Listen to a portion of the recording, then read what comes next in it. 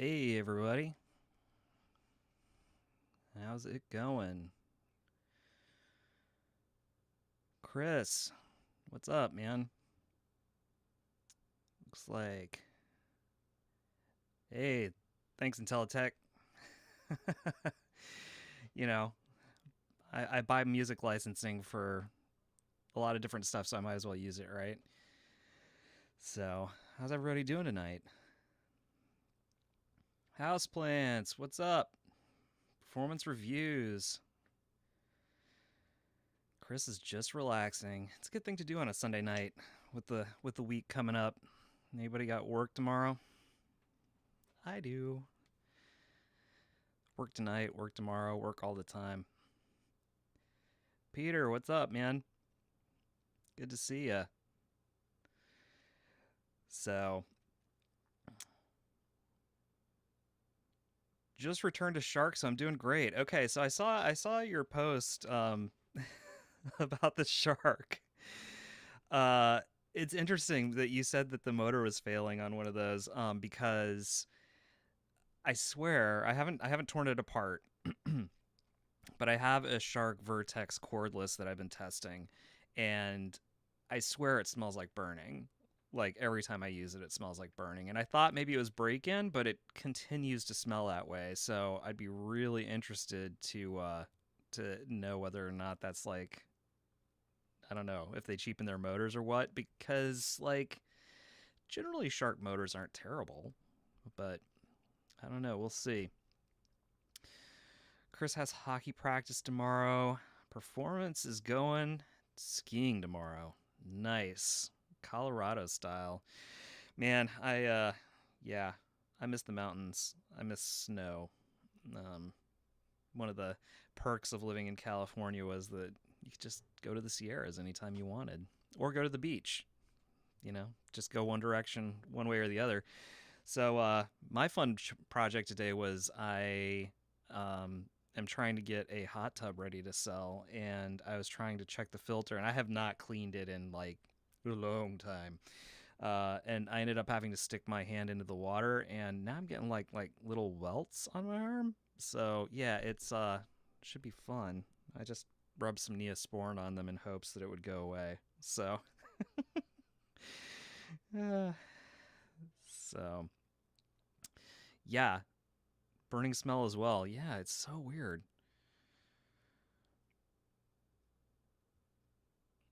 Yeah, how the stats in our area, Chris? Climbing. Um, we never really saw uh we never really saw I'm going to try to remain general because YouTube gets weird about this.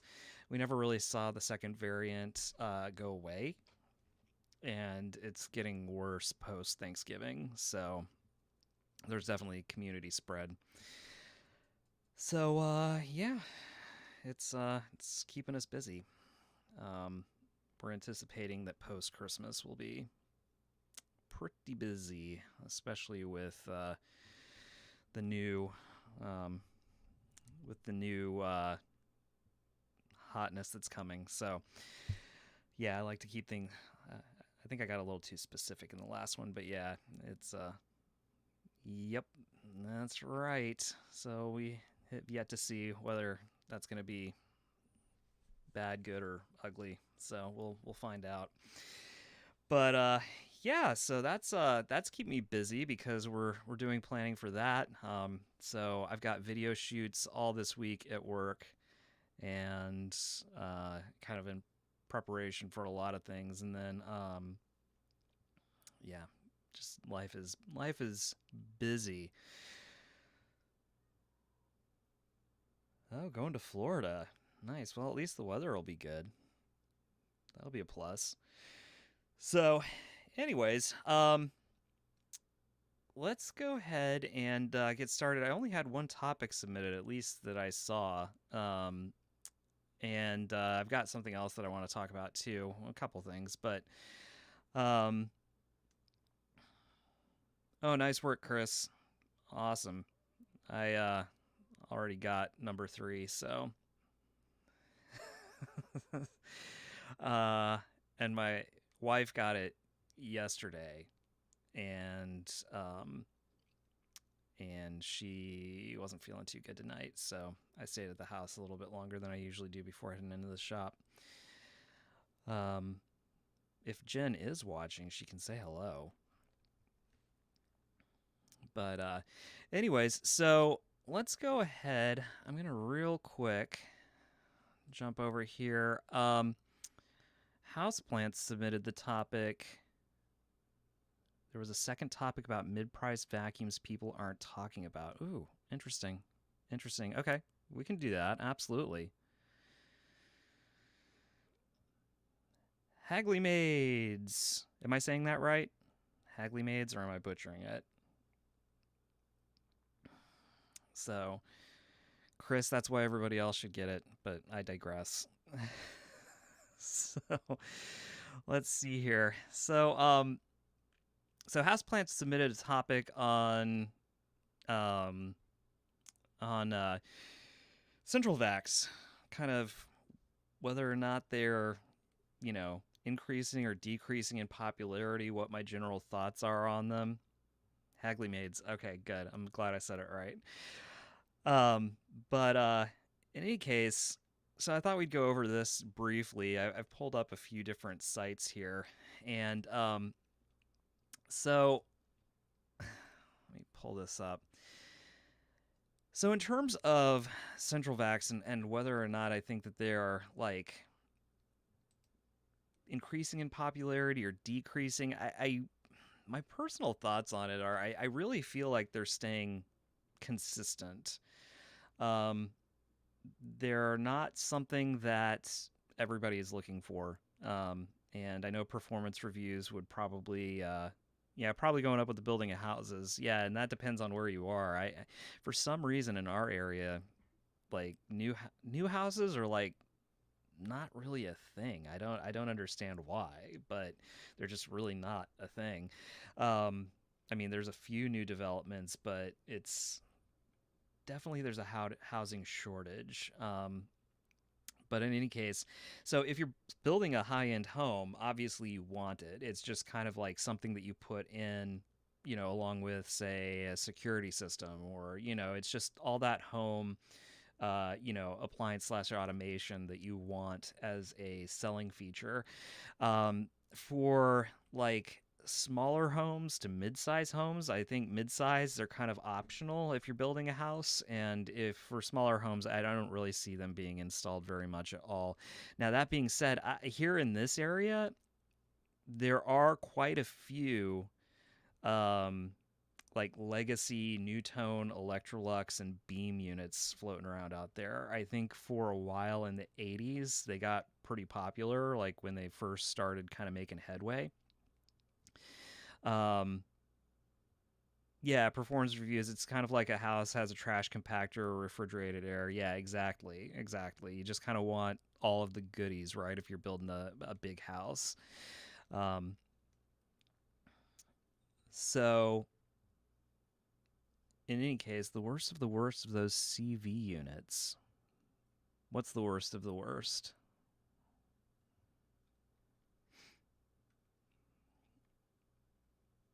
But anyways, but going back to popularity, I don't see them being popular in this area. They're just not. I don't sell them very much for installs on new homes. I don't sell them very much for retrofits or remodels, and there's a lot of remodels going on right now because, again, there's a housing shortage, so everybody's buying up older, beat up homes and renovating them.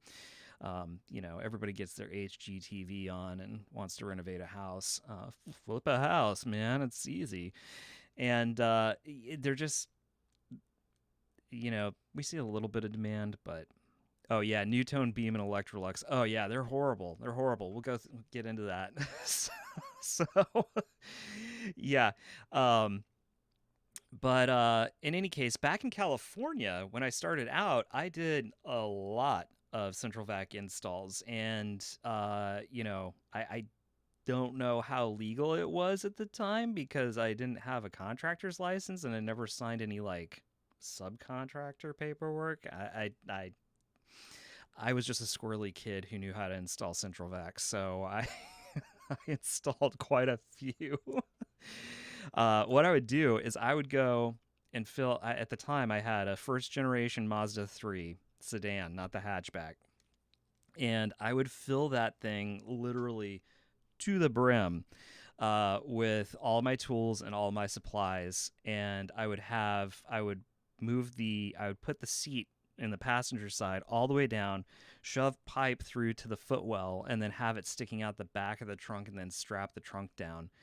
Um, so low voltage tends to not need paperwork, building permits. High voltage stuff needs to. Yeah, yeah, that makes sense.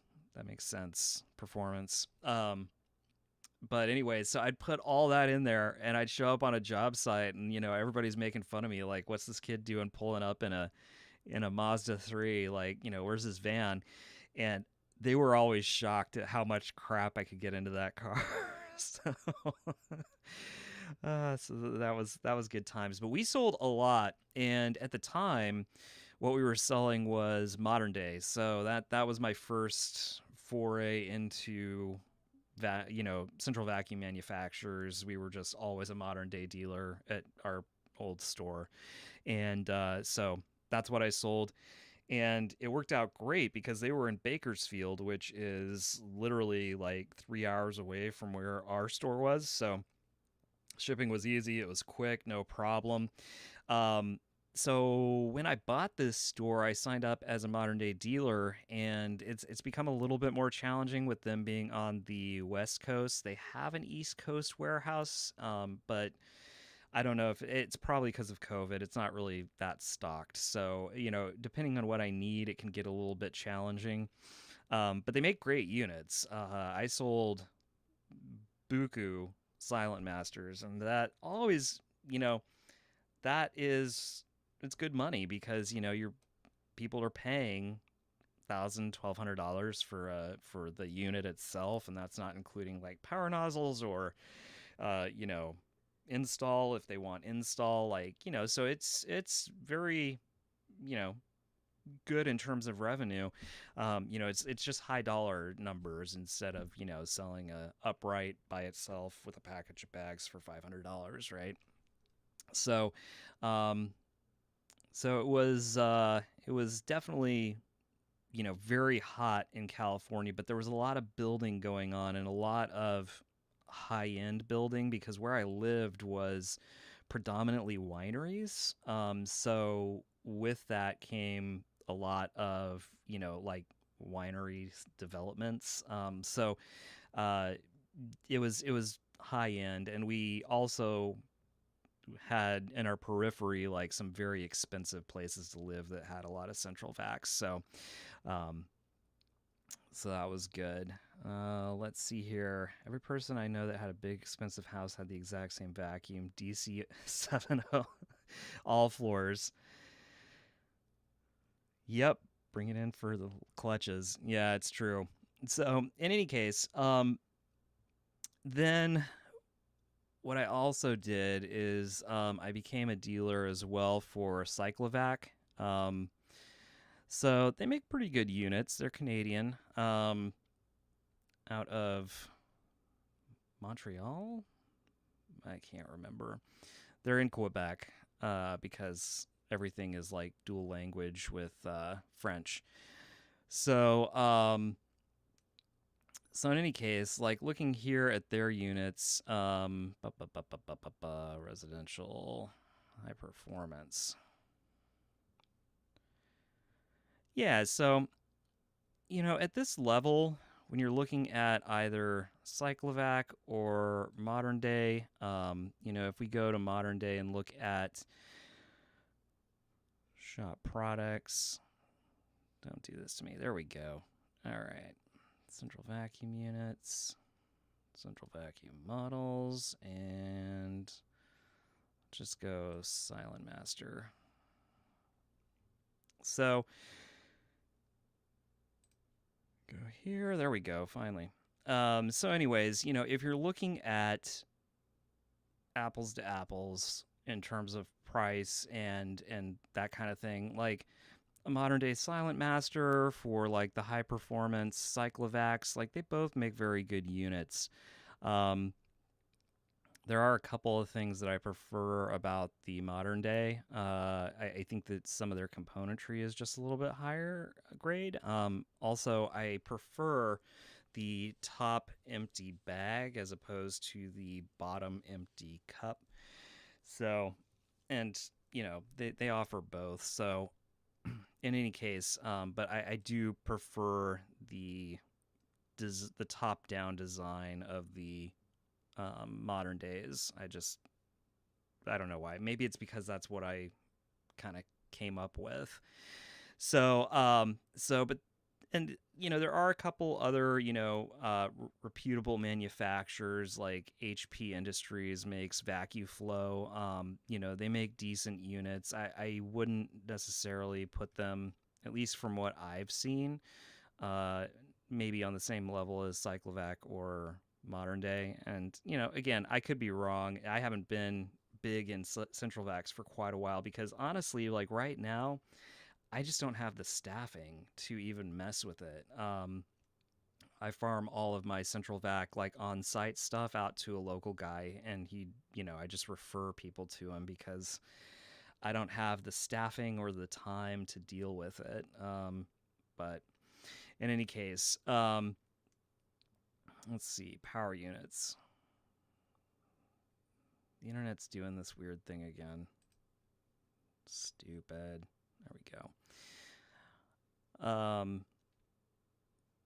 Yeah, so again, the True Cyclonic, I always prefer top down, and I always prefer the bag. That's just me. Maybe again because I came up with modern day. I don't know. Cyclonic machines just have never really interested me. I'm sure there are cases to be made for them, but in any case, also very decent machines. And then you get into like the super sketch stuff, like Beam, which is just like, um, just really, really cheap. I mean, look at that thing. Ooh, it's got an LCD screen. Ooh, ah, ooh, ah. Their kits, like their hoses, their nozzles, they're just really bad, really cheap. Usually some Eureka cast offs. Um, and then also Newtone. Newtone is just not. I'm not a big fan of Newtone. These are made really cheap. And like why are you gonna get a 700 air watt unit and not get the best? Like and especially the people who are drawn to Central Vacs, why wouldn't you get the best, right? If you're spending 250,000, 300,000, $500,000 on building your house, then why are you going to bulk over an extra $500 to get something that's really, really great? So yeah, Beam, Newtone, Electrolux, those are all pretty sketchy. So let's talk about then Central Vacs in theory. Am I a fan of them? I've lived at houses with Central Vacs, and it's highly personal. Like it's personal preference what you prefer. Um, I don't necessarily prefer Central Vacs, and that's just me. I think that they're very good for certain applications. The biggest application that I can think of that is it's great for is people who have severe allergies, because you're literally exhausting everything outdoors. As long as you have an exterior exhaust, a central vac just can't be beat. Now, if it's in your basement without an exterior exhaust, then it's not doing you any favors. So, because there's really not a whole ton of filtration going on. And I do see older installs that have interior venting, and that's just horrible idea. But for people with severe allergies, if you exhaust it outside, that's great. They come in super handy in the garage if they have like a tool outlet. So those are super handy. Um, they work great, and you have a ton of reach. You know, you get like a 50-foot hose with it, and you can just like go to town. Now, most people's complaint about them is going to be that 50-foot hose, and part of that's just teaching people how to use it properly. You know, they think it's like you know, trying to manage a boa constrictor, but some of that's gotten easier with time. You know, hoses have gotten better. And then in addition, now you've got like the Haida hose or chameleons that uh, install up into the wall. You know, with the dawn of, you know, lithium ion battery packs, now you've got the cordless power nozzles that do a really good job. So those Haida hose style hoses are great. So again, it's highly situational. Would I recommend it for everybody? No. If you're going to remodel your 1,200 square foot house so that you can rent it out to somebody, don't put a central vac in it. It's just not worth it. But you know, if you're buying a stately Victorian home that you're gonna gut, yeah, then go ahead and install a central vac. Why not? You know, give it a whirl. And if not, at least you've, you know, done something to increase its resale value. Um, so anyways, I mean, those are kind of my thoughts on central vacs. It's not, you know, I know that that's not like super in depth. It's just not right now a big part of my, um, it's just not a big part of my business model. Performance reviews. Modern central vac system makes all the difference. Older systems are horrible. Yeah, yeah, that's true. Modern systems make a huge difference. And that's another thing is like you have to have somebody who knows what they're doing install it, because if you have too many outlets on a run, if you don't install the unit centrally, if there's just a lot of thought that goes into the install process, and if you booger that up, if a contractor does not know what he's doing, that just makes them a nightmare to use, because you know you might get to the last outlet in your house and it has like absolutely no power because you've got a run that has umpteen outlets on it, and you know it's just not designed properly, and it you know it maybe it doubles back on itself. Like I've seen all kinds of weird stuff, and that can really make it terrible. And if you have an undersized or old machine, you know, main tank unit that is, you know, that's not either rated for your square footage or is old and tired, that is also just, you know, a recipe for being frustrated. And I find that a lot of times with these older homes that, you know, were built in the 70s or 80s when central vacs were first gaining popularity, and there was a lot of building around here during that time period. I find that a lot of those folks aren't using their central vac. They're using like a normal corded canister upright because their units suck, because somebody didn't know what they were doing when they installed it, or a rodent has chewed through the low voltage wiring, or you know the machine is undersized. There's a lot of different things. So again, if you're not going to do it right, don't do it at all. Right. So you want to have somebody who's qualified, not just, you know, not just some joker who's like, yeah, it's PVC, no problem, I'll just throw that together. Um, Performance reviews. My parents had a horrible Hayden system, made me hate them for years.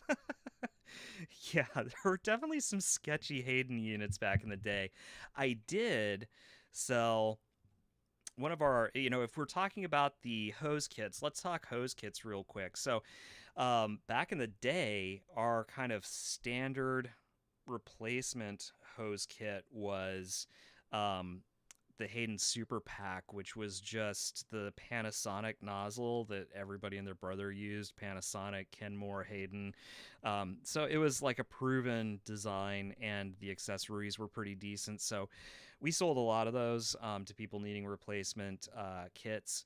Our top of the line was always, and is still actually, modern day's stealth kit, which is the Lindhouse nozzle. So I the Lindhouse nozzles had some issues early on, but they've really got those ironed out, and those are pretty good kits too.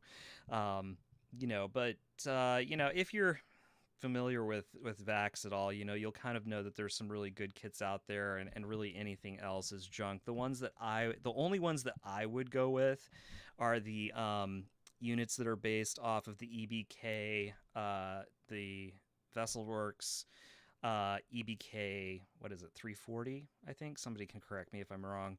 The ones that are based off of the Sibo ET1 are really good. And again, you gotta judge with what the quality of the hose or accessories that it's coming with also. But in terms of just the nozzle, um, and then the anything with the Lindhouse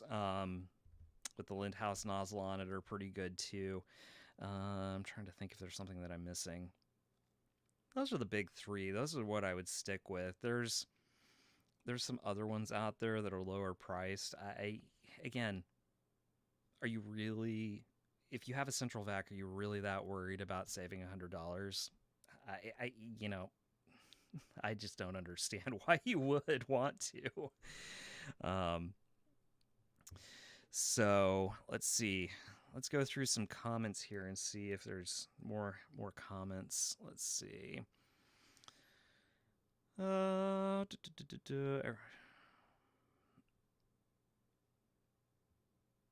Bought a new brush, local dealer.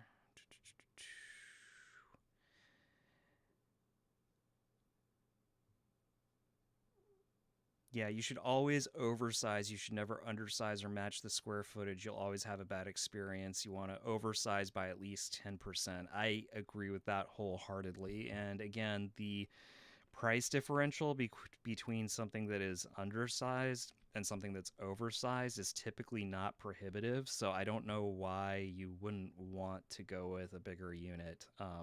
If I can talk a customer into a bigger unit, I always do. Even if it well exceeds their square footage, it's you would want at least that 10% buffer. I totally agree. EBK 360, thank you. Yep, SEB 228. Yeah. So in any case, that's kind of where I'm at with those. There was another point that I was going to make too, and I can't remember what it was. Um, hmm. Gosh, maybe I'll have to come back to that. But in any case, so that you've got, it's something that is like, if I was to renovate my home, I've got a 3,600 square foot finished house, in a partially unfinished basement, and even if I was to remodel it, I don't know if I would put a central vac in. I'll be honest. It's an older home, and the runs would be really challenging. So I don't know. It depends on the home again, whether or not you even are interested in, retrofitting it. Let's see. I'm more into canister vacuums, for sure. So anyways, that's a little bit on my thoughts on central vacs. Not for everybody. Would I like to get into them more? Sure. Would I need another person to do that? Absolutely. So will I need to grow my business before that becomes a major part of my sales pitch? Absolutely.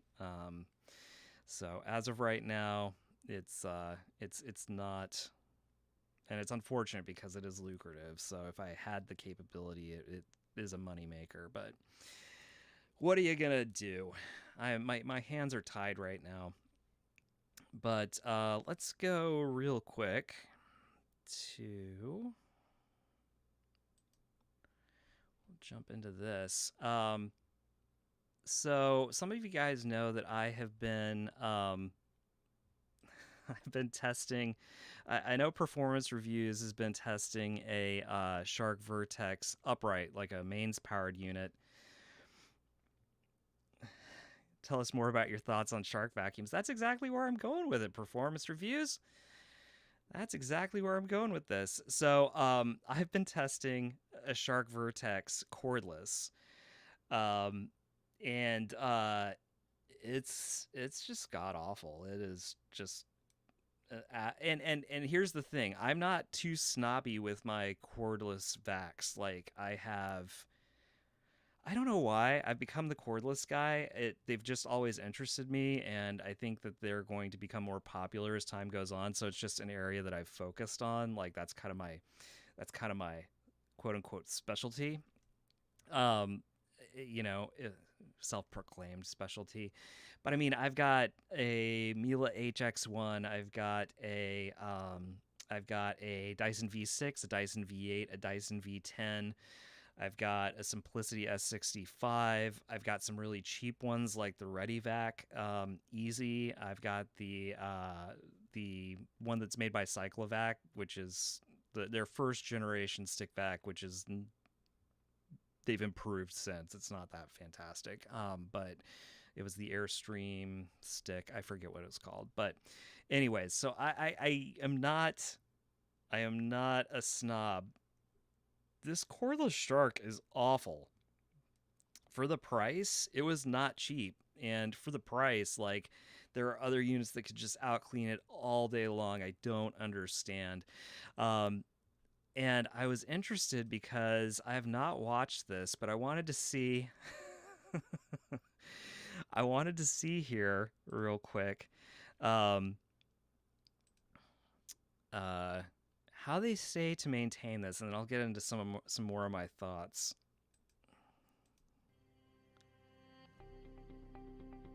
Hopefully, you guys can hear this. My Shark Vertex cordless is an absolute lifesaver, and because we depend on it so much in my family, I want to make sure that it's always working at its best. It doesn't take much to get the most out of your Shark Vertex cordless. Here are a few tips to help maintain it. First, make sure you empty the dust cup after every use, or when it reaches the max fill line, which is indicated on the front of the dust cup. Next, we recommend removing and hand washing the filters. The HEPA filter located here should be washed annually, and the pre-motor filter here should be washed monthly. To clean them, rinse with running water. Don't wring out the fibers. You want to let them dry completely before inserting them back into the vacuum. Leaving them out on the counter to dry overnight usually does the trick. Next, clear any debris caught in the cyclone on top of the dust cup. It's also important to check the top compartment of your dust cup to ensure that no long hairs or debris have become caught, which can sometimes cause a reduction in suction. If your Shark Vertex feels like it's not cleaning or not picking up debris, or if the red indicator light on the floor nozzle turns on, there may be a blockage or clog. To check for a clog, look through the wand to see if anything is blocking airflow. It will definitely clog. Also check the handle, the hose, and floor nozzle. Turn the floor nozzle over and inspect the brush rolls. Sometimes clothing and itty-bitty socks can get caught up in the vacuum by accident. To access the brush rolls to clear any clogs you might find, use a coin to twist open the locks on the bottom of the nozzle. Remove any debris or blockages. With minimal maintenance, you can make sure your Shark Vertex cordless vacuum is always ready when you need it. With the Vertex cordless vacuum, Shark's got your whole home covered.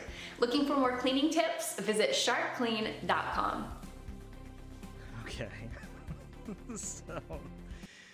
So let me give you my thoughts on this based on my experience using it. Number one, if you guys are active in the YouTube community for us, you've seen the post where I posted that I've managed to clog this thing twice at the elbow where the wand bends in half, and I am, number one, I'm pretty careful when I'm vacuuming. I have a lot of junk that gets tracked into my house because I've got 3 little kids and 2 dogs, but I do pick stuff up before I vacuum, just willy-nilly all over the place. So I don't think that I've ever managed to clog any of my cordless vacuums. I'm pretty sure I can say that definitively. I don't remember ever clogging any of them, except for this one, and I've clogged it twice within a week. And So, and at both times it was at that elbow, and we're talking like little teeny tiny debris, like a little piece of paper, like that, like little teeny tiny that my kids um, cut out with crafts or something like that. Um, but yeah. So, anyways, that being said, I've managed to clog it. Um, it's already the power fins. Again, I'm not abusing this. I'm just using it in my house like I use any other vacuum. The power fins have already started to fray. It's basically like a almost like a TPU material, but it's got like a woven fiber in it. Maybe I don't know what kind of fiber it is. Maybe it's a plastic fiber running through it, but then the molded over TPU, and it's already started to fray and split in certain spots. And then, in addition to that, it just doesn't clean. Like, the only good thing that I can say about it is that it will pick up large debris in front of it. Like, sometimes I will come across a piece of dog food that my dogs haven't caught. And if I vacuum that up, it does take care of that, no problem. But it's not worth the trade-off of how bad that thing cleans on carpet. The Duo Clean system is not worth that trade-off. This cleans worse. I've tried Duo Clean systems. I have the Apex, the model before this, but the corded upright.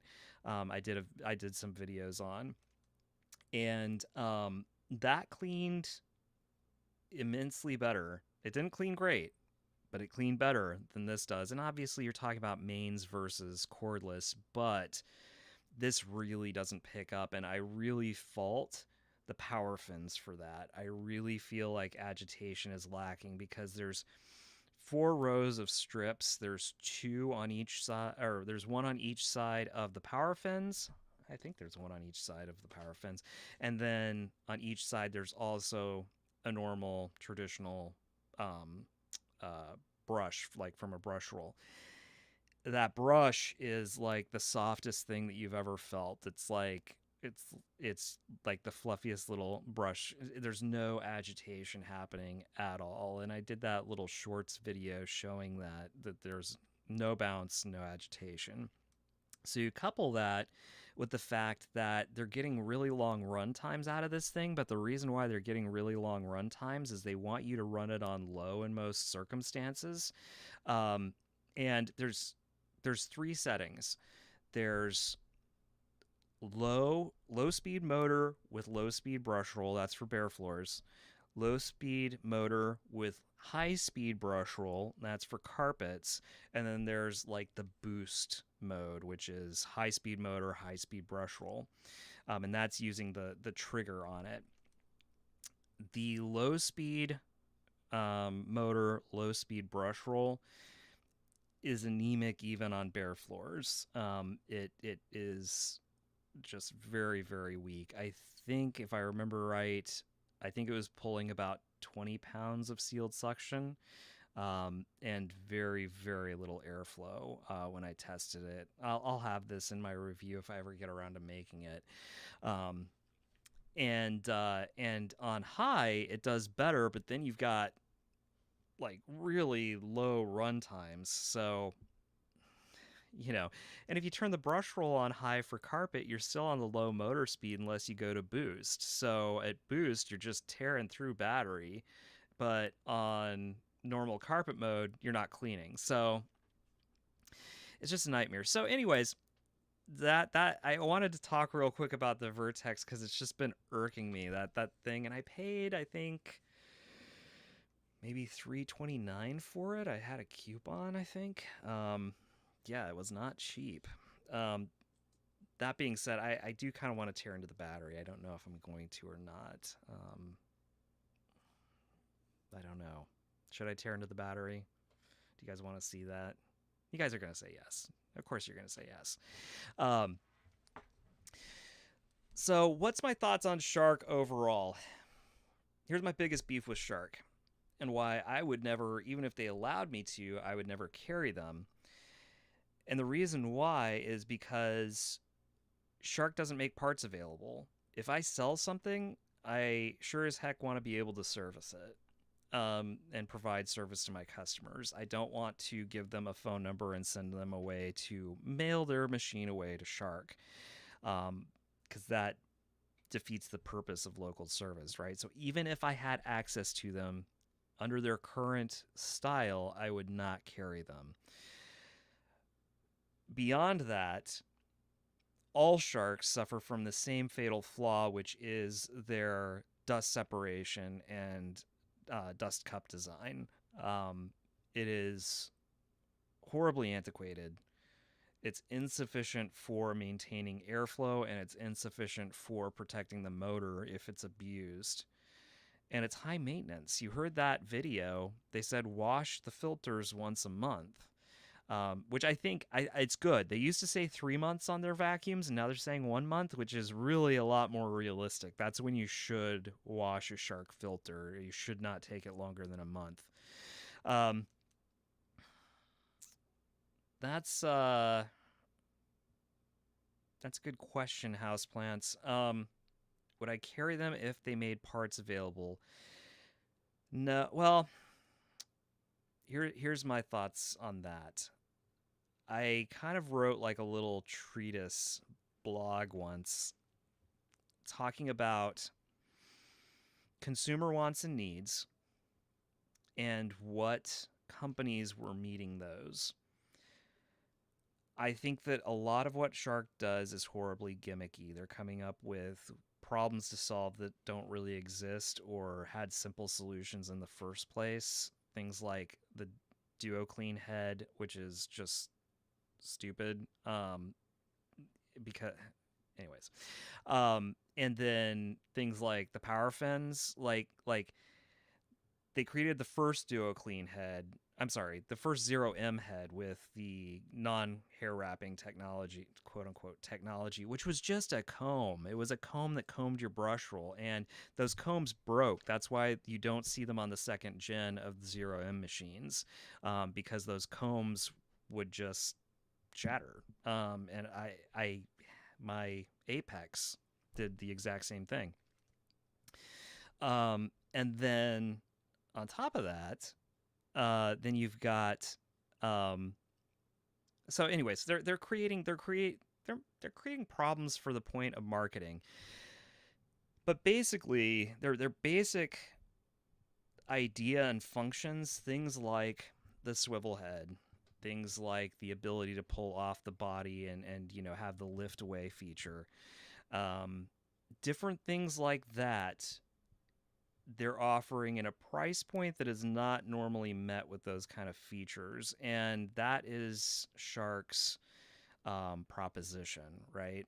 And people look at that and they think to themselves, that solves a problem for me. You can talk all day long about the features of a machine. You can talk all day long about the reliability of a machine. That does not touch people's emotions for purchasing, as well as them thinking about the benefits of owning the machine, picturing themselves using it and thinking about how easy their life would be. And Shark does a really good job at kind of portraying that, right? With those features that kind of have become their hallmark. So under the current way that they're built, with the extremely insufficient and inadequate dust cup design and filtration design, and with their current part situation, I would never carry them. Even if the part situation was solved, I still wouldn't carry them under a bagless design. However, my point in my article that I wrote was, would I carry Shark if there were parts available to me and there was a bagged model? We've already kind of seen it. We've already seen it with the Kenmore Intuition, right? The newer one. It's basically like a Shark with a bag. It's not a great machine, but it is certainly a better proposition than a Shark, because you've got now sufficient filtration. You've got easy cleaning. Um, so it takes care of a lot of those problems. Do I think that they're great machines? No, but I don't think that they're the worst machines out there. They're not. They're certainly not a Eureka or a Dirt Devil, or in some cases, Abyssal. Um, they're certainly um, better than that. So those are my kind of thoughts on Shark. I've got some serious problems with the claims that they make. I also, if I was going to carry them, would be very suspect of carrying them based on some of the claims they make, particularly through their infomercials. Maybe one of these live streams will look at one of those infomercials. They're long, they're like 30 minutes. So maybe I can select some clips from it and do it like that. Um, but yeah, some of the claims they make are sketchy. Parts availability, bagless design. I don't think the general concepts of the machine, if you take away Duo Clean, if you take away 0M, and if you take away the filter design, then you're looking at a halfway decent machine if you price point it at $250 to $300. But that's just not there yet.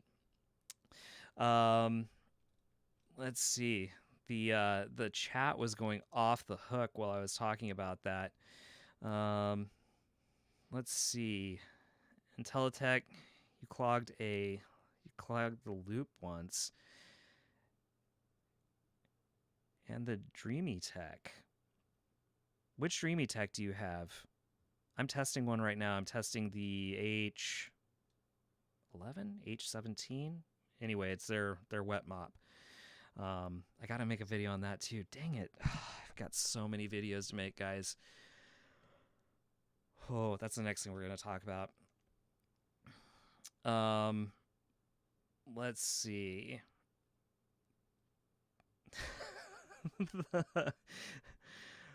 The ones on mine were like river raft plastic. Are you talking about the combs on the Duo Clean? I like cordless vacuum, the removable battery, like Johnny Vac cordless stick vac. I have not tried the second gen Johnny Vac stick vac. I did try the first gen, and those were the weakness there was the agitation. They had like one of those bare floor brush rolls in it, and they just didn't clean on anything but bare floor. But I haven't tried the second gen of the Johnny Vac cordless. Is a little underpowered too for the first gen. Thoughts on Shark Vertex corded upright? You think it's worse than the Apex? Yeah, I do. I've tried both. It's definitely worse than the Apex. And again, go to Performance Reviews nozzle video that he just released. Like, I think it was today. I can't remember. It all blurs together. But go check out his video. He kind of says it all. Like, the Vertex is because of the nozzle, it's a hot mess. Intelitech, I have 3 Apexes in my experience with them. They're great on floors, but much worse on carpet. Yes. And some carpets, they're too heavy in the hand. Yep. Yeah. And that's true of a lot of Shark full-size uprights. The main gauge of how tiring a vacuum is to use over a period of time isn't necessarily how hard it is to push. Now that plays a role, certainly, but pushing ability being equal, what's going to tire out your arm more is something that's heavy in your hand. And the problem with Shark uprights is because of that swivel head design, they have a very high center of gravity, and that makes the handle heavier. So I said that in my Apex review, and I got a lot of jokers coming at me like, dude, you're just like weak sauce that tires you out, and man, you need to work out. Like, that's not the point. The point is that the handle weighs 3 times what a competing vacuum would. So if that's 3 pounds versus 1 pound, that's 3 times more. So your arm is going to tire out 3 times faster if you're vacuuming 3,000 square feet, right? So, anyways, dumb. Um, Tech Man, I'd like Shark vacuums if they sold parts. It would certainly be a better proposition if they sold parts. Performance reviews. Here's what I like after 1 month of use. They're definitely creating problems that don't exist. Large pickup is not a problem for any canister in a normal floor tool. Absolutely agree.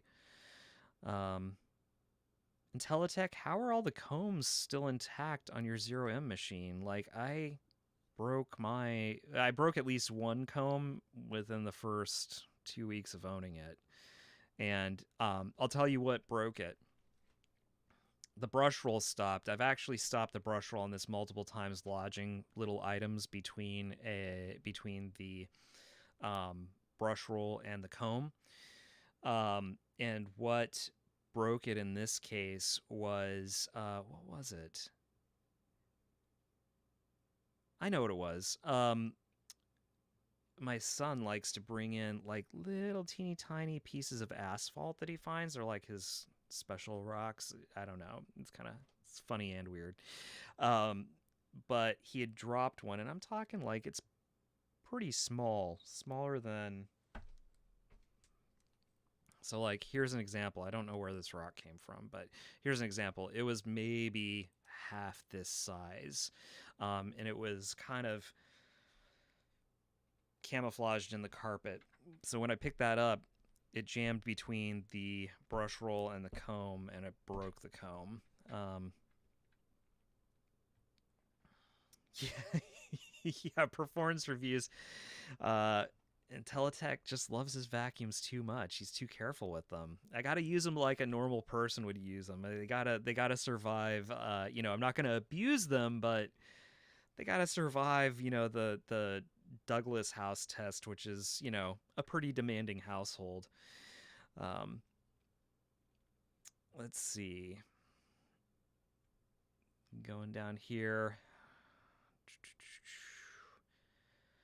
Testing the T30. Intelitech's testing the 330, the $430 one. Been using it for several months and it's been solid. I'll review it soon. Yeah, that's interesting. Intelitech. I've been using their wet mop, the new one. And it just released in October. I got it right around release date, and they sent it to me for review, and that's why I got to really make this review. But I've been using it around my house. I've got mostly bare floors. I don't have any carpet. I've got bare floors and area rugs, so I use it quite a bit, and it's been fantastic, like really, really good. I'm shocked, like absolutely shocked that it's as good as it is. Like it um it's better than the Tenneco. It's certainly better than the Bissell Crosswave. Better than a Hoover Floormate for sure. And I would say I prefer using it to the high zero, which is what I kind of preferred before. I've kind of soured a little bit on the high zero as the price has gone up, and I've continually had some issues with them. But quality wise, the Dreametech just feels incredibly well built, and I'm shocked at how well built it feels, the features that it has, and the price point that they're reaching for, along with the fact that, and this is what gets me every time, it has voice guided controls. It sounds super dumb. It's actually really helpful. I think it would help the average user, because when you stop cleaning and turn it off, it will tell you vacuum turned off, place on charging stand for cleaning cycle. And that doesn't sound like a big deal. It sounds almost annoying for us, but for the average user, a lot of people forget to clean those things and they get nasty. If you clean them, they're great. And just having that reminder, it has a great like LCD display. Like it's really nice. Anyways,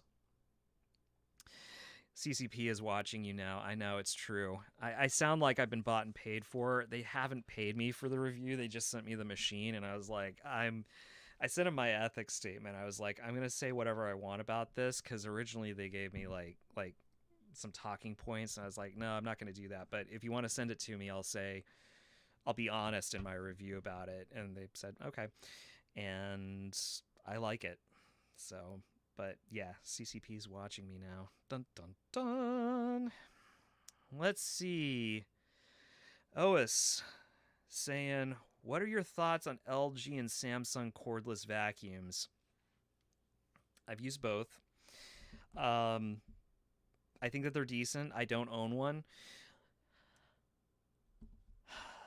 Again, going back to the whole parts availability thing, my one big issue with LG and Samsung is parts availability, um, and that is an issue for me. Their parts availability is even lower and more difficult to find than really honestly Shark, because a Shark, like if you break your, you know, if you need a new like nozzle for it, you can buy the whole nozzle assembly as long as the vacuum's still being produced, right? If it goes out of production, then you're just fresh out of luck. But with LG and Samsung, I don't see that on their websites. You can kind of get filters, and that's about it. So it goes back to that whole discussion of what is an appliance, what do we expect out of an appliance, and what is a consumer electronic, and what do we expect out of consumer electronics. These cordless vacuums are walking a really fine line between appliance and consumer electronic, and depending on brand, it really swings one way or the other. Um, it really swings one way or the other, in terms of depending on the brand. So, for instance, I think that LG and Samsung, although they make good stick vacs, I think that they're very much in the consumer electronics side of things, in the sense that if they break, you're just kind of fresh out of luck. Um, I mean, if it's under warranty, you can send it back to them. If you purchase an extended warranty, which is what I would recommend if you get it from like Best Buy or Home Depot or, someplace like that, get the extended warranty, because then they'll just swap it out. But they're definitely on the consumer electronics side, which makes sense given their background. These vacuums, in my opinion, are not coming out of their appliance divisions. They're coming out of their consumer electronics divisions. Um, Dyson is Dyson is very much right on the line. They make parts available, but you can't order them. They're all back ordered all the time. So if you want to order parts for it, you're going to wait for freaking ever. Simplicity is a notch better than that, because you can buy assemblies. They don't really sell parts, but they sell assemblies. And they're pretty readily available. And then Miele, of course, being Miele, you can pretty much get any parts that you want for them. So from a repair proposition point of view, they're much more in the appliance side of things. Dyson, not Dyson. Let's see, IntelliTech. My Crosswave's been fantastic, way better than the One Power floor mate. Well, that's good to know. I'm trying to remember. It's been a while since I used a Crosswave. I remember it being loud, and maybe I'm wrong on that. I remember it being pretty loud. Can Samsung bags, for those who've been back ordered for over a year, have they really been back ordered for over a year? Man. Peter, I'd buy a Miele Triflex over the Shark Apex. Yeah, I would too. And here's the reason why. Because a base level Miele HX1 Triflex is going to run you $499, which I think is a pretty decent price point, considering that it's made in Germany, comes with a European battery, there's parts availability. Now, the downside of that is that it has kind of an antiquated filter design. It's not like state of the art or anything. It's going to take a little bit more maintenance, but so does the Shark. The Shark does too. I mean, you gotta wash the shark filter once a month and clean out that darn cup. So, all things being equal, if I'm going to spend $300, let's say, on the cordless shark, why wouldn't I spend the extra $200 and get an HX1? You know, that's my thoughts. Um, Somebody earlier was talking about stick vacs that have a bag. Performance reviews. Uh, you were saying that the Samsung can use a bag. I actually wasn't aware of that, so that's interesting if that's the case. There's another brand, I think it's Halo, that just came out with a bagged stick vac, and I'm really intrigued by that. I would like to see it. I'm not a big fan of Halo, but anytime you say bag and stick vac, I'm willing to give that a roll of the dice. I'm interested to see kind of what they bring to the table there. And then of course there was the kind of not super great experiment. I wish there was better. The Oreck pod. The Oreck pod was okay. It wasn't great, but the idea of selling a bag as a pod is absolute marketing genius. Like if that had been marketed right, they could have sold 1,000,000 of those, and if it had been in the right machine. But I digress, because people don't want to buy bags. Their bags have a bad reputation. They're like, oh, that's inconvenient, that's dirty, that's bad. If you repackage it as a pod, then it sounds cool, right? Because what does everybody have? A Keurig, they use pods, right? If you make coffee using a coffee tea bag, that's disgusting. But if you make it using a pod, that's pretty rad. And people will pay more for that because it's a pod. So I think that was absolute marketing genius. I wish that the machine had been a little bit better, and I wish that they'd marketed it the right way.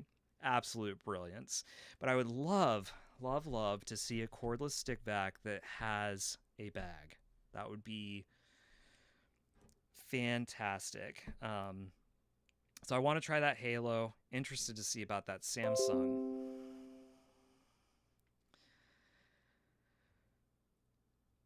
Yeah, the marketing genius on the Oreck pod. Yeah, it's a shame that it was on such a bad machine. That's exactly right. That's exactly, when I used it, I thought, this is such a brilliant idea, and it's so poorly executed. Yeah, it was a shame. But I would love to see somebody bring the pod idea back, because I think that is something that you could sell. I really think it's something you could sell. Let's see here. Going back a little bit, do you have an experience with the original H3000 floor mate? I do. I have one here in the back. And they're just dealing with a lot of water. The floor mates, my main issue with the H3000 floor mates was that they use the scrub brushes instead of a roller, right? Like currently the Bare floor cleaners have a polymer roller or a microfiber roller, and those are pretty efficient with their water usage. The original H3000s used those spinny brushes to scrub the floor, and those were horribly inefficient. Laid down a ton of water to get those things to work, and it was definitely first gen. Like, you could tell that it was a first gen tech. And the newer machines are, I can certainly do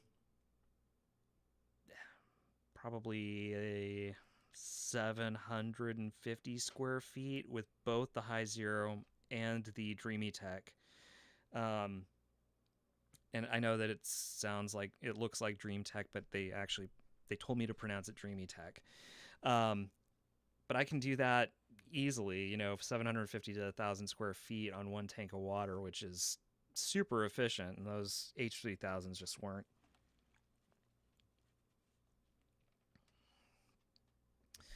Let's see. So let's talk real quick, since we're talking about these cordless mops. I got some questions coming through about the Hoover. Got some people who have some experience using the Crosswave. So my main issue with Hoover's mops, the Bissell mop, And the Titanco is actually pretty decent. I don't think it's as good as the Dreametech, but it's decent. Um,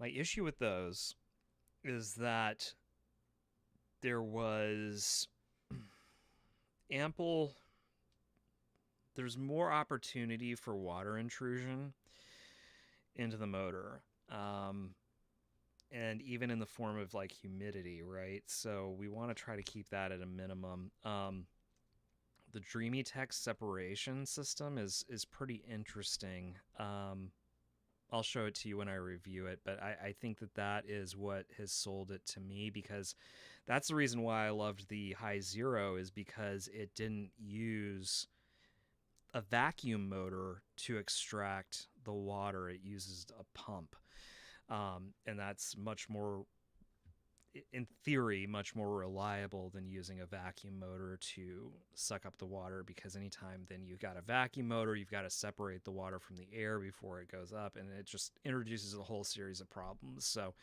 but companies are definitely getting better at it. And Teletech got my DC41 back from repair. They replaced every hose, but tried to charge me $250 for the service after I only sent it off because I was told it'd be free. So that was from Dyson Direct. Oh man, $250. That's rough. I think I'm undercharging. I charge, how much do I charge for a Dyson? I charge $99 for a service. And that is for a service where I do not clean the cyclones. If I clean the cyclones, then it's more.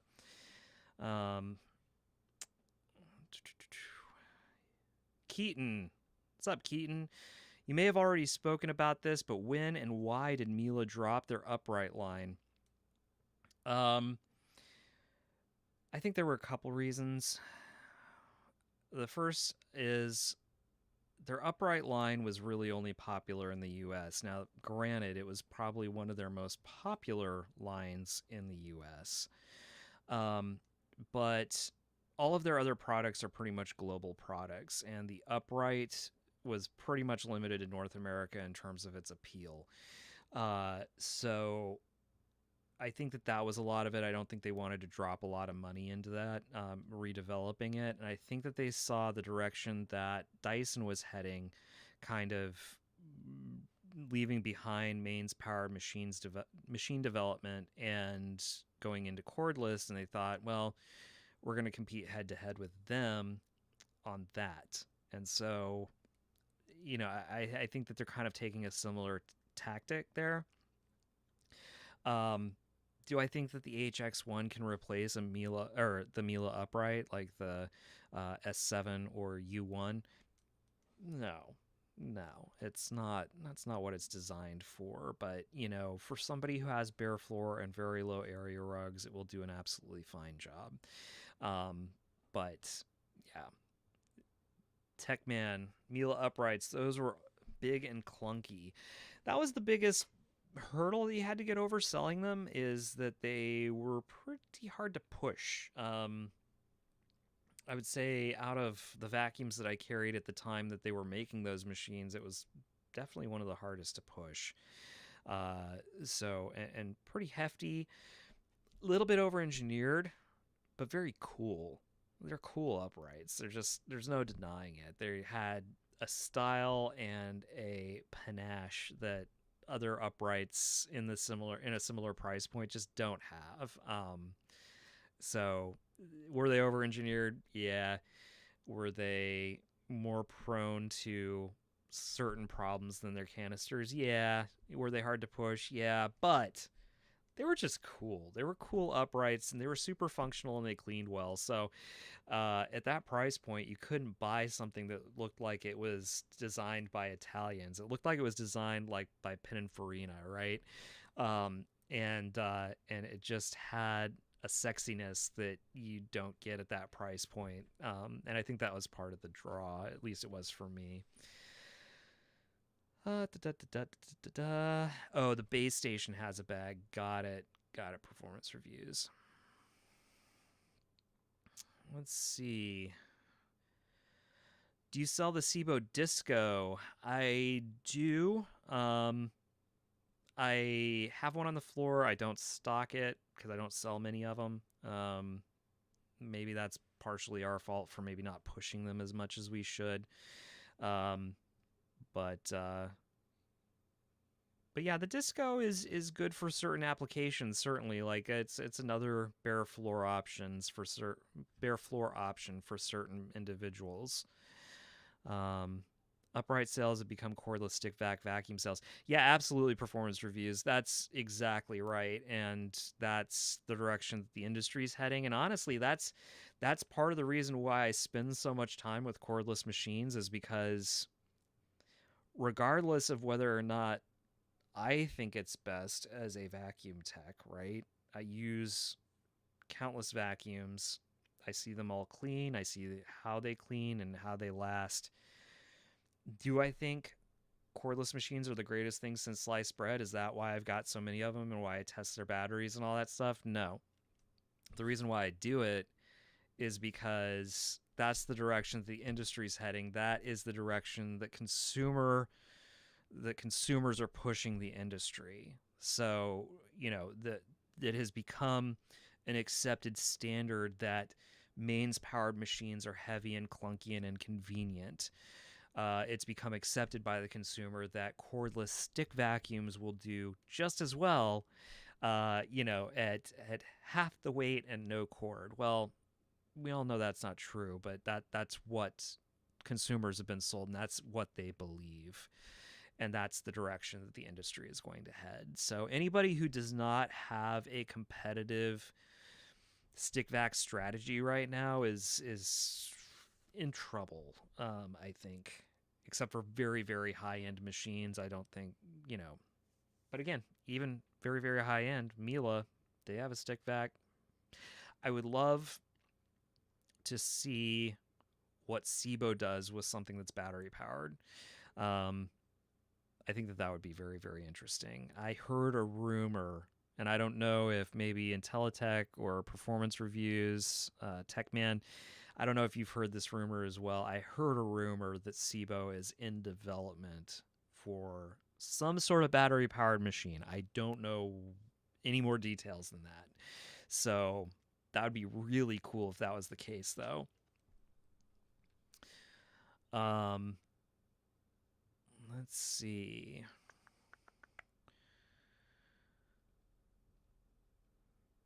Tech man, people complain about a Kirby being so heavy. Try an upright Miele, it's heavy too. Yeah, well, man, Kirby has the power drive. It's just, it makes this giant boat anchor so easy to push when it's plugged in, and a nightmare when it's not plugged in. Um, oh man, I can make fun of Kirby's all day. Um, what's your take on the Dyson V15 laser technology, Kurt? That's a good question, Kurt. I've gone back and forth on that. Um, do I think it's more effective at showing dirt than LED headlights? Yeah, it probably is. Probably is. Do I think that it's absolutely necessary? No. Do I think it's a little bit of a gimmick? Yeah, but it's kind of cool. And here's what I like about it. I don't necessarily love the laser, like it's not like a must have or anything like that. What I do like is that Dyson is continually thinking outside the box for things that and less, even though it's a gimmick, don't get me wrong, it's definitely a gimmick, but it works. It shows the dirt. Do you really need to see it? Does it, should you just vacuum your entire floor anyway? Yeah. um but it does show the dirt, and consumers like that. And for that reason, and it actually works, which is not like the gimmicks that Shark sells, like the freaking power fins. Oh, don't even get me started. But it actually shows the dirt. So, in that sense, I kind of like it because they're adding value to a machine. And again, they probably had to do that to try to get people to upgrade from the V11.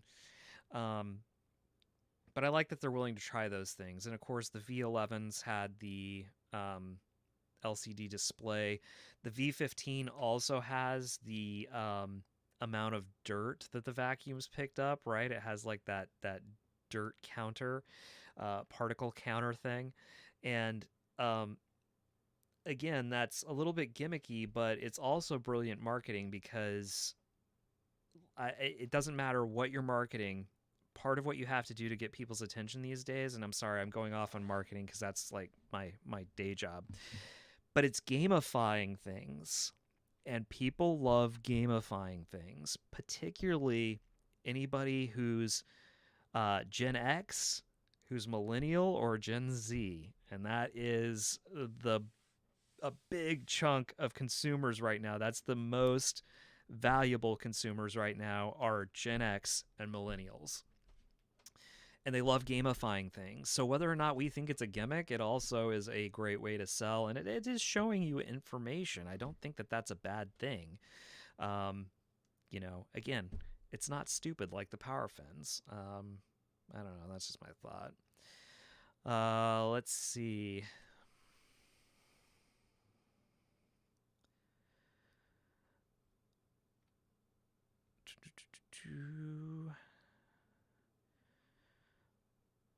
Ois, what do you think about the Hoover Whole House Rewind? I see that it has a silver rating from the Carpet Rug Institute. I honestly haven't played around with that. Um, if it has a silver, it probably cleans okay. Is it probably a TTI Chinese piece of junk? Yeah. So, is it going to last? Probably not. So, again, it's like, and here, to your point, most new vacuums these days clean pretty well out of the box, right? The difference is how long are they going to clean well for? How much maintenance do they take to continue cleaning well? And how soon are they going to break, right? Those are the big differentiations, in my opinion. Throw a rock and you're going to find an upright that cleans pretty decent, right? Unless you're looking at like a $59 Dirt Devil. Yeah. Performance reviews. Do you walk by the vacuum aisle in Target or Walmart when you're there? Absolutely. I like to see what the see what the plebes are buying. No, I'm joking, but yeah, I do like to see what's in the section because I mean that's I sell vacuums for a living, right? So I like to see kind of price points, new models. I also like to get a feel for what kind of bags and belts they're stocking and filters. And price points for those items as well. Obviously I benchmark my price points against the internet, but it's also helpful to do that against. I'm literally one block away from a Walmart right here, so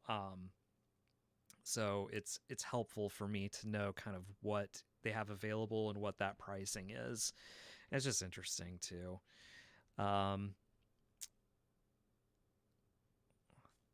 Techman thought I'd like the Simplicity Ricard cordless vacuum. It's a full-size upright similar to Oreck, but if you must go cordless, it's great. Yeah, the R10CV. Agreed. That is the best.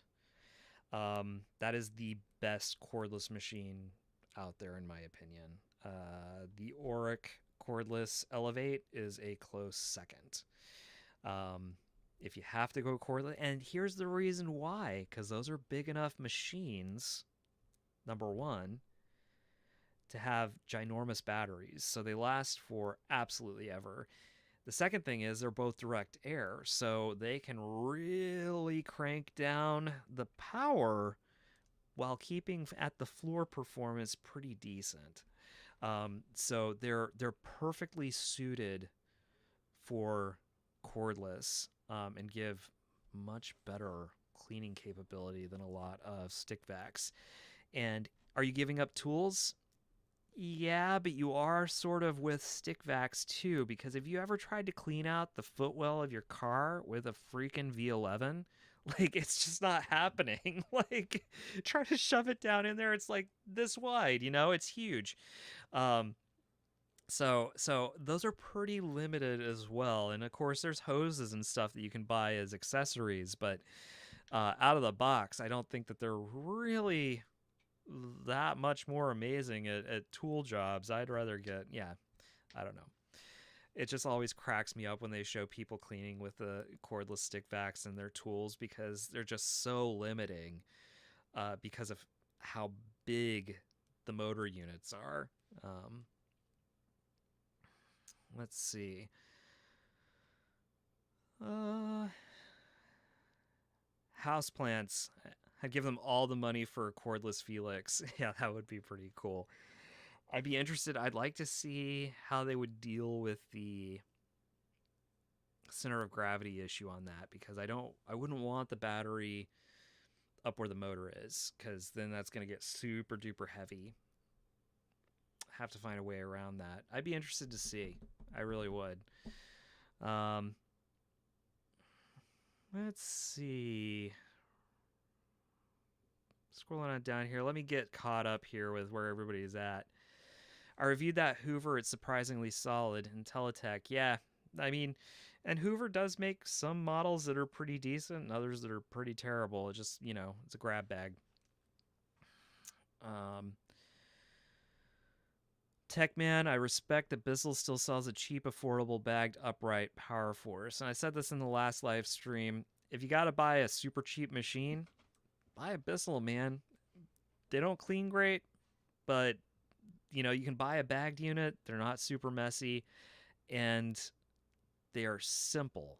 Simple as all get out. Are they going to break soon? Yeah, but they're simple enough that they're not going to break as quickly as something else in the same price point. They're certainly a better value proposition at that price point. The tools on the V10, V11, and V15 are the worst to use. Absolutely, because those machines are huge. Huge. What's your thoughts on the Dyson V15 anti-tangle brush roll versus the Shark power fins? OS, that is a really good question, and in my opinion, it's much better executed than the Shark. Why? Because they didn't functionally change the purpose of a brush roll. Like Shark tried to reinvent the wheel with something that was never meant to be there, which is like a rubber flippy flappy thing. At Dyson, it's still a brush, it's just tapered, which is a brilliantly simple solution to the problem. And particularly in that small form factor, I think it's great. I think they did a good job. And again, Shark is not about engineering. Shark is all about what they can use to sell a machine. Dyson is to some extent too, but Dyson actually does have engineers working for them who are worth a darn. Their engineering doesn't always work out, but when it does, it's usually a pretty good idea. And I think on the V15, out of everything that it was introduced on the V15, that's probably the most practical and usable design change that they made. I would love to see whether or not it would work in a larger application. It's very interesting. Let's see. I stay big box stores. Rick Hoover, I stay big box stores for bags and filters. They never have what I want or genuine or good quality. Yeah, agreed. And a lot of my clientele would go with me no matter what. Am I really hunting for Walmart shoppers? No. There's a small number that might cross over, and that's really, I'm targeting that very small number. Maybe I'm spending too much time on it. I'm probably just obsessing. Let's see. Kurt, Shark Power Fins, bad design. Yes. Techman, I think you can still get parts for Bissel's. Yeah, you can get some parts, and some of them are back order right now, but usually it's not too bad getting them into stock. Usually between, the three big suppliers, we can usually get them relatively quickly. Yeah, the anti-tangle is just for the hand tool. That's right, performance reviews. But it does work really well. That's why I'd really be interested to see how it would work in a larger application. Because again, it's such an elegantly simple solution to the problem. Yeah, power fins flap and make noise. Yeah, that's the other thing about the power fins. They're super loud, man. Let's see. Another question in the community tab. What? And we haven't even talked about, whoa, time's getting away from me. We haven't even talked about mid-price vacuums. How long have we been broadcasting for? Ooh, minute 28? Or I mean, hour 28? Let's, let me check real quick and see what the community's saying. Gosh, you guys are really hardcore sticking with me, just gabbing for an hour and a half. I don't like listening to myself talk that much, so I don't know why anybody would stick around. But let's see, community tab. That's right. Oh, yeah, it's the mid-price vacuum question. Under the radar vacuum brands that are good for the money but not discussed.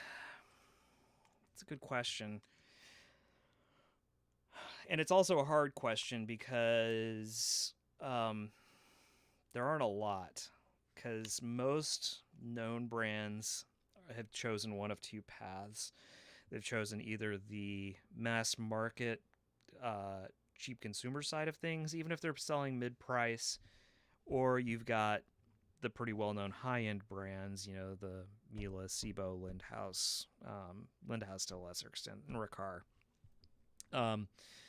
So, you know, again, kind of going back to what we talked about last time, I think that one machine that is probably given a bum rap and I think is, in my experience, again, I'm not saying this for anybody else. There may be a shop out there that's just had a completely different experience than me, and that's fine. I think that the R25S is a pretty good value proposition for a mid-price vacuum. It's relatively light, has a long hose, and they've been reliable for me. So I think that that's a pretty good dark horse upright. I know that a lot of vac shops have kind of had issue because they loved the old Riccars so much.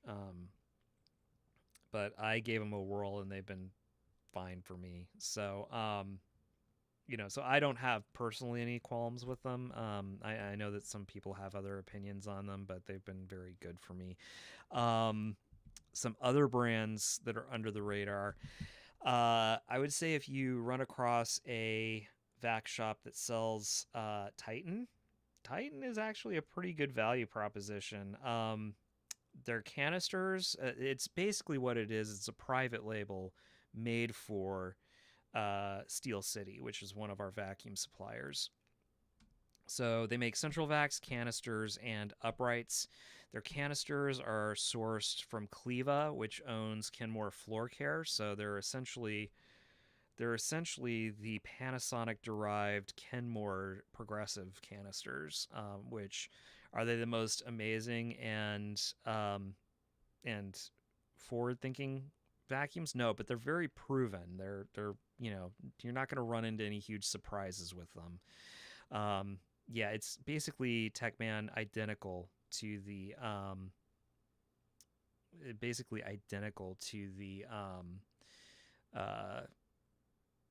Kenmores. Yeah, the old Kenmore progressives.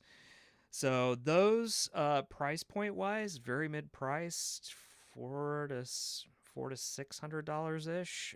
Their little canister is, you know, much less, but it's just straight suction.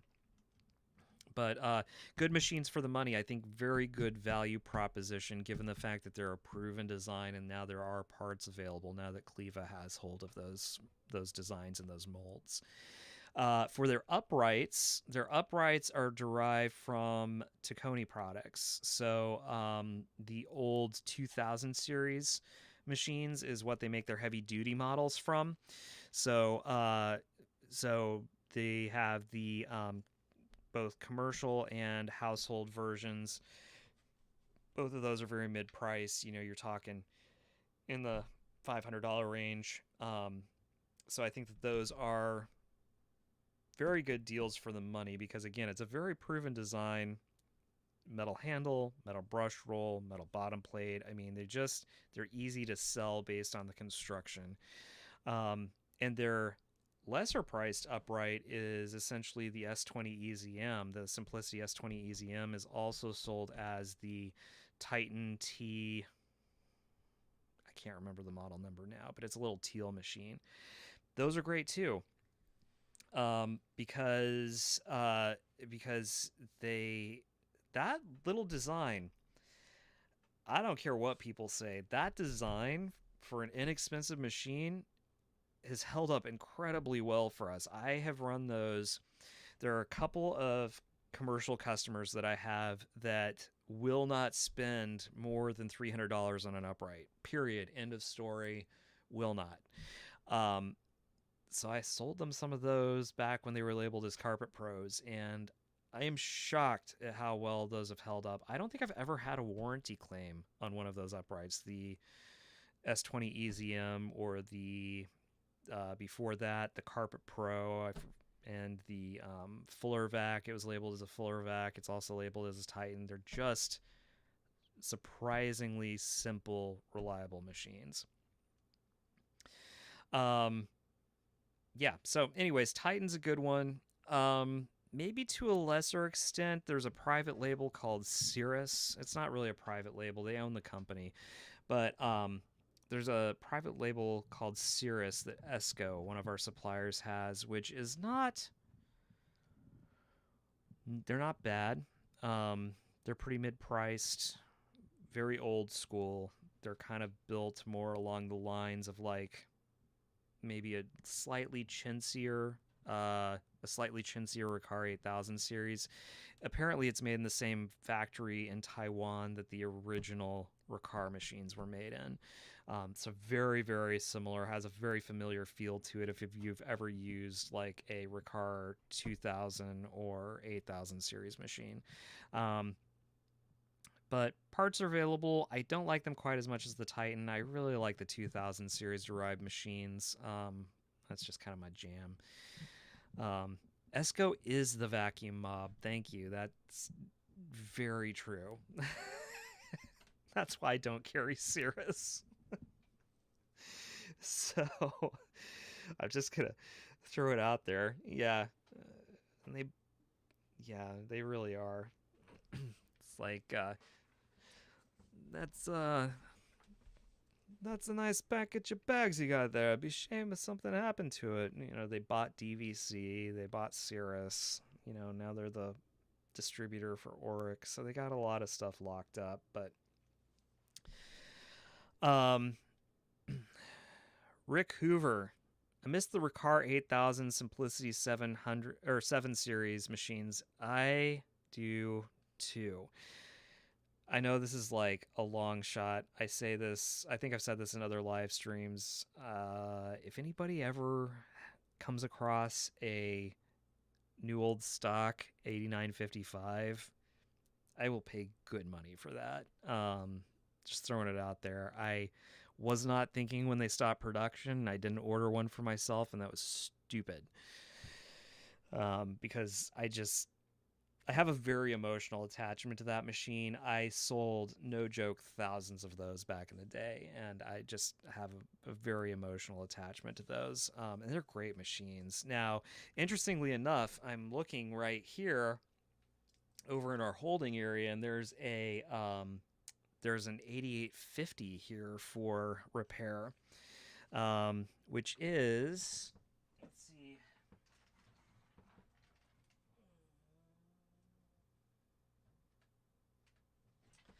it was made, just for funsies, it was made the second quarter of 1999.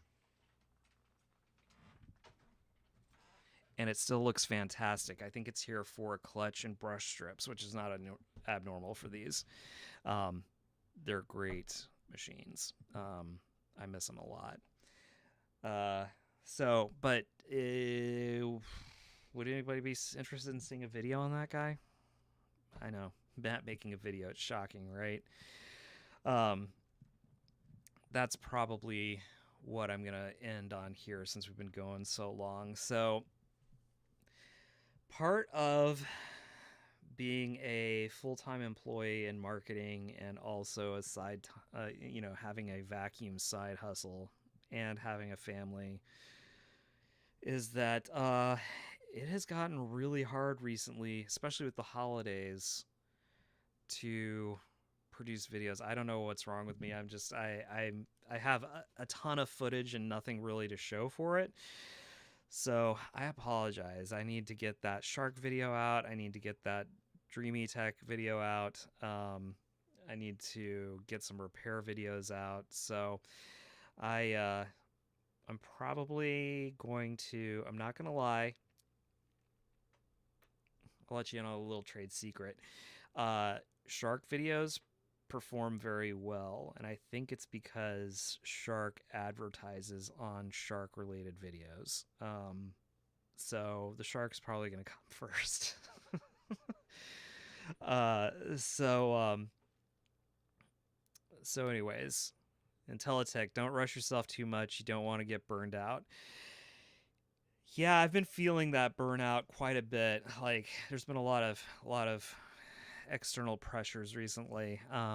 So it's performance reviews. I have 8 terabytes of vacuum videos. I get what you're saying. Yeah, I know, right? I just keep compiling footage, and I'm like, I'm gonna put this all together, and like it just never happens. Often it's easier to shoot the footage than to edit it too, because I'm my own. I don't spend as much time editing my vacuum videos as I do for work, my day job, but like I still spend too much time on them. So I've got to get a more efficient workflow. So I apologize, guys. Like, this is just real life, real talk. Like, what does overextending yourself and burnout look like? And I'm right here. But that being said, like, I'm super committed to the channel. Like, I love the community. I love making videos. I love watching it grow.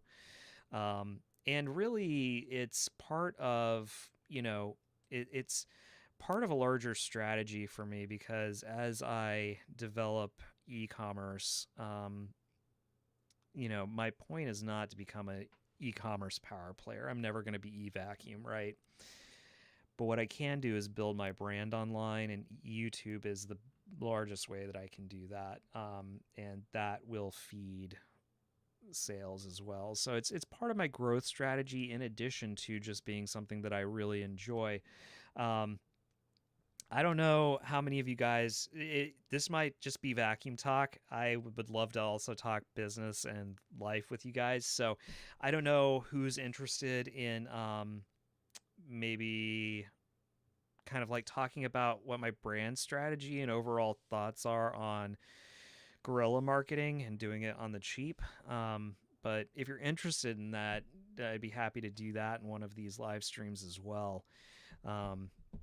Because it all fits together. Like, there's a reason why I'm on YouTube. It's a bonus that I really enjoy it. Let's see. Intelitech, sharks and bissels do so well. Literally made $1,000 from a video on a bunch of junk bissels. Yeah, it's true. It's good to know about the bissels. I just clued into the sharks, and I'm like, oh my, well, give the people what they want. And it gives me an excuse to talk about why you shouldn't buy a shark. Gives me a laugh to kind of get their money well, also kind of giving them the boot. So, OS, what are your thoughts on the Bissell tangle-free brush roll? Have not Wait, is that the huge green one with the purple brush strips? It's somewhat effective. I have seen hair wrapping on it, though. It's not like an active system like, well, Shark claims to be. Shark's works, it just doesn't. It works getting rid of hair. It doesn't work at agitating, so it doesn't do the main job a brush roll is designed to do, and thus doesn't wrap hair. Tech Man. I wish I spent more time on my channel in the past, but I barely have time to dedicate to making videos on my vacuums. Yeah, I tell you what, man, like, yeah, overextending yourself is a real thing, and burnout is a real thing. And I think I think part of what keeps me going on this side hustle is just the sheer abject terror of owning my own business. Like that is enough to keep somebody awake and working, right? So, because you're just out there on your own with no safety net, right? It's not like my 9 to 5 job where I can, like, you know, I do my job and then go home and don't have to worry about it till the next day. Let's see. Performance reviews and Intelitech. Love to hear it. Okay. We will do that. So, yeah, we can talk about that a little bit. We'll talk about branding, kind of like how I'm working on developing the brand of House of Vacuums. This is certainly a work in progress, but I have kind of a direction that I'm heading and how this all kind of ties together. So, and Houseplants wants to hear about it too. Cool. And Rick. Okay. Yeah, Intelitech. Bissell's obese brush roll. Yeah, no, the thing is, it's girthy. It's girthy. We'll say that. Chris E. Is there a canister vacuum that's identical to the old metal Electrolux? No. The closest that you can come to that is going to be made by Clean Obsessed or Perfect, are the two brands. It's a Chinese sourced canister that looks and functions very, very similar to the old metal Electroluxes, but is not the same machine. It's on paper it looks the same, but check them out. Like, you can find them online. It's Clean Obsessed C101, I think is the model. Somebody correct me if I'm wrong on that. Again, I have all kinds of numbers floating through my head all day, so I sometimes I get confused on those. But yeah, they that's the closest that I am aware of that you can get. Mark, Dyson and Shark have so much money. Imagine if they went against their ideology and had their engineers design some bagged HEPA vacs. I know. That was the whole point of the little article that I wrote, was like, what if they tried to make a good machine? Like, what would that look like? It would probably blow our minds, right? Like, if they actually tried to make a good machine, because, like, they have, again, like you said, so much momentum, money, and marketing. And designers, like, especially Dyson. Dyson has a lot of designers too. But yeah, imagine what they would do with that. Yeah, houseplants. Yeah, thinking of the Perfect brand vacuums too. Yep, those are the ones. The kind of knockoffs of the metal Electroluxes. Funny thing is, I never thought making one video of putting an old Bissell Power Force bagless against a Dyson DC07 would be what got me into vacuums. It's true. Vacuums will hook you, man. It's like a drug. 8 years later, got over 100,000 views. I don't get it now. Those vacuums are obsolete and not made anymore. Yeah. But that's kind of part of the appeal of, like, they're obsolete and not made anymore, but there are still DC07s floating around out there. Somebody might be searching YouTube for it. Like, there's not a definite expiration date on YouTube content, which is very cool, because essentially it's a resource database. That's kind of what it is. Intelitech. So do you do repairs out of your garage? Or are you working for somebody else's shop? I've always wanted to expand my repair business, but it's hard to flesh out when you work from home. Intelitech, I'm assuming that question wasn't for me. It was for Peter. I have 25 vacuum repairs to do. Yeah, it was for Peter. Yeah, performance reviews. Can you link the article? I will try to post that. I posted it in a private forum, like, way back in the day. I've got a copy of it someplace. I'll find it. All right, Chris, you got to get off to bed. Hockey practice in the morning. Yep. So, but yeah, performance reviews. I'll try to get that article out. Just because like it was like a stream of consciousness thought about like what if you could combine the ability to appeal to customers that Shark and Dyson have with quality, and what would that look like? And it'd be kind of unstoppable. Um, Oh no, it's for me. Wonder where I fix stuff in my videos. Yeah, so it's here at the Vac shop. I'm not at home right now. I'm still physically at the Vac shop, and the repairs right past this door back here is the repair. I've got 2 repair benches and some storage, and that's where I work on all the Vacs. And then I've got a holding area over here for Vacs that are finished and waiting to be picked up. And then in the basement door, which is directly behind me this way, I'm not kidding, I think I've got 75 vacuums waiting for repair. That's no joke. And that's not because we're not repairing machines. Like, all the vacuum stores in this area have closed. Like, I literally cannot keep up. Like, there are some days I'll get 10 vacuums in and get 4 or 5 done, right? It's just bananas. That's why I'm here at 12:45 and we'll be here for a while longer. So uh yeah, so yeah, I try not to repair stuff at home unless it's mine. And even then I usually will bring it here. I need to clean the inner cyclone on this. This is my V10, and so I brought it here just because I've got the space and ability to do that. Let's see. Ois, do you know Max Life Technology that Hoover's advertising on their new machine? I don't. I actually have not seen that. I'll look into that though and let you know. Let you know once I have. Maybe next stream. Intelitech shop tour. Yeah, Chris E has been asking for a shop tour too. I've been. It may be possible. It may be possible. I'm working on it. Right now I'm very like.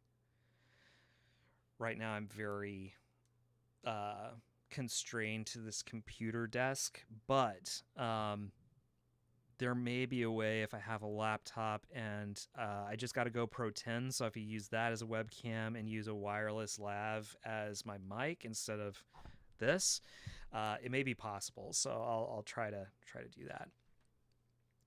that. Interesting or oddball vacs waiting for repair. About 1 million old Electroluxes, a ton of Miele's, and I do have one of those funky Kenmore direct drives sitting here waiting for repair. So I actually haven't. I forget what we've got downstairs. I'm sure there's something weird down there. I used to repair 10 to 14 a day, 6 days a week. Yeah, and 10 to 14 a day is like doable if you're just assigned to the bench. The problem with my dad and I is that like a lot of our time when we're here we're also open, so then we're splitting our it would be great to get another person. Let's put it that way. As soon as the business can warrant it, that will be our next step. Vlog style shop tour maybe, says Houseplants. Yeah, I could definitely do that. I mean, vlog would be interesting. If you guys just want to hear me yammer on about vacuums in life, I can do a vlog. Like I said, I just got a GoPro 10, so I'm just ready to go. Hoover Max Life's a larger dustbin. Oh, that's all it is? Just maximum amount of time before. GoPro is still in beta and quits at random. Yeah, I have actually experienced that. What did I changed something and it got better. I forget. Gosh, what did I do? Because it was crashing on me all the time. And I made a switch. Was it a driver issue? I forget. If you Google it, there is a fix. I did something and I can't honestly remember what it was, but it's been more stable since then because I use it now for some of my work conference calls. I don't for this. I use my Sony A6400 here for this, and I could use that. You know, worst comes to worst, I can use the Sony. Um, Intelitech moves to Virginia. Yeah, I know. Seriously, in need of a good vac tech, so I don't have to do it as much anymore. Tech man. Oh yeah, got your hands on a Diamond Jubilee. It's good stuff. Yeah, performance reviews. Love my Sony A6600. I kind of wish that I'd gotten the 6600. I was torn at the time, and I wish I'd gotten it for two reasons. I want the IBIS. I miss that in the. This has basically just become a static camera for me because it doesn't have IBIS, and then it also had the 6600 has the bigger battery, the NPZ100, I think. Yeah, instead of the W50 batteries that go in this. These just I've actually got this hooked up. This runs off of a dummy battery and a battery pack because the batteries are so flaky on these. But I did just I just pre-ordered the Sony A4.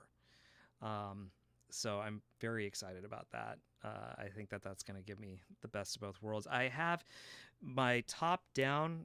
I use the 6400 as my my talking head view when I'm at the workbench.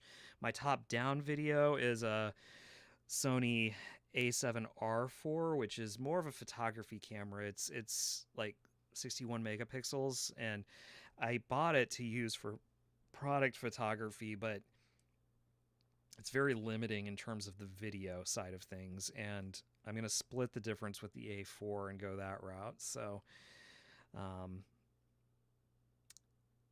yeah, because of the battery. Yeah, I used to have a 6400. Yeah, 20 minutes is about right on the batteries. It's true. It's 100% true. Man, we got some old Electrolux fans here. Well, you guys would be in heaven here because this is Electrolux Central. I would be shocked if there was another market that had as many as Electroluxes as we do. Use the GoPro as the top down. GoPro is surprisingly legit. Like anything from like the GoPro 5 on like is surprisingly legit. You know, I don't think people give them quite the credit they deserve. You can get quite a bit out of those if you know what you're doing. So anyways, well guys, it has been almost 2 hours. So I think we're gonna go ahead and call it quits.